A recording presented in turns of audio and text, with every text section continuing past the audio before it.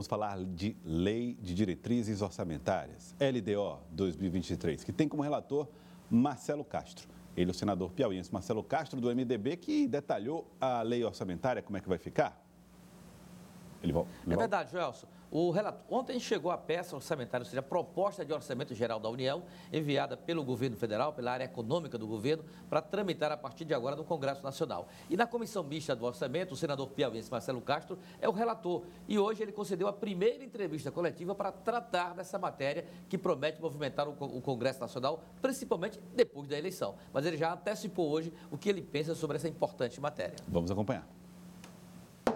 O Brasil está há 10 anos que nós gastamos mais do que o que arrecadamos.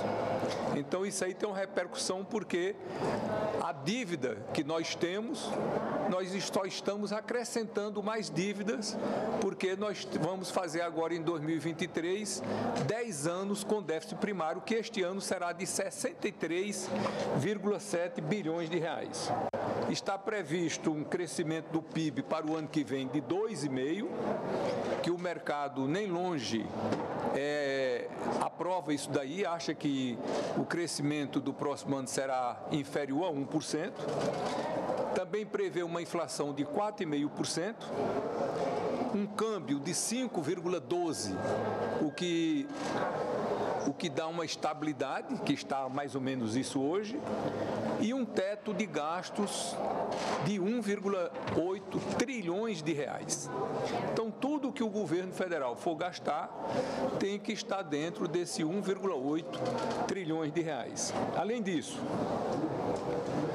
o salário mínimo, pelo 4º ano consecutivo, não tem previsão de ganho real, é só o reajuste pelo INPC. O reajuste dos servidores, aqui é um grande problema que nós vamos enfrentar, que eu me comprometo a dar o melhor de mim, de toda a equipe que a gente tem, da comissão de orçamento, para equacionar esse grave problema, porque grande parte dos servidores, sobretudo do executivo, não tem reajuste desde 2017 e este acumulado gira em torno aproximadamente de 30%, e o reajuste que o executivo está propondo é de menos de 5%. Muito bem, déficit, portanto, primário, confirmado por Marcelo Castro, né, esses números. Vamos ter já salário mínimo com reajuste ainda sem ganho real. Lídia Brito, cenário econômico que Marcelo Castro desenha a partir da análise que faz do orçamento 2023.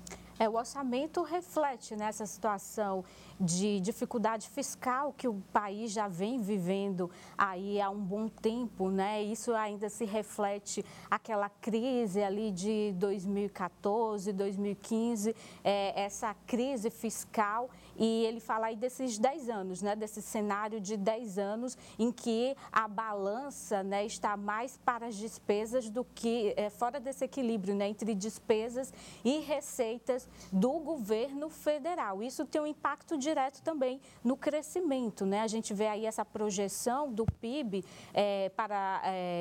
de um crescimento aí para 2%, mas o próprio senador coloca aí uma desconfiança do mercado com relação a essa projeção. A análise que o mercado faz com relação ao crescimento do Brasil para o próximo ano é uma análise ainda mais negativa do que esse crescimento de 2%, né? A análise aí de um crescimento abaixo de 1%, né? E tudo isso é reflexo dessas dificuldades e também é reflexo desse desequilíbrio fiscal, né? No próximo ano, o próximo presidente ele vai enfrentar aí questões, né, principalmente relacionadas ao equilíbrio fiscal, dependendo de quem vai ser eleito, vai manter ou não vai manter o teto de gastos, qual vai ser o impacto de acabar com essa âncora fiscal, se for Lula, né, ele coloca que vai acabar com o teto de gasto, mas que outra âncora fiscal o governo Lula vai criar para colocar no lugar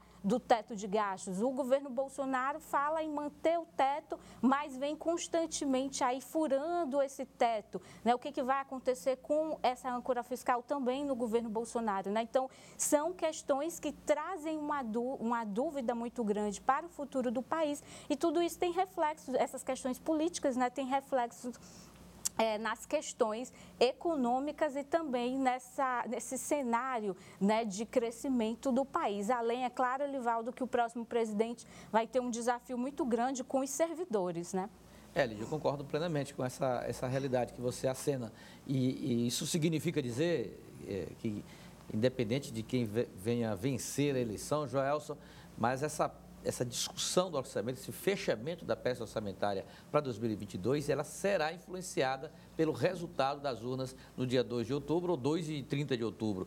Eu acho que ela vai ter uma boa dose de influência, considerando a lógica que o futuro governo dará, seja Bolsonaro, no eventual segundo governo, seja Lula retornando ao Palácio do Planalto.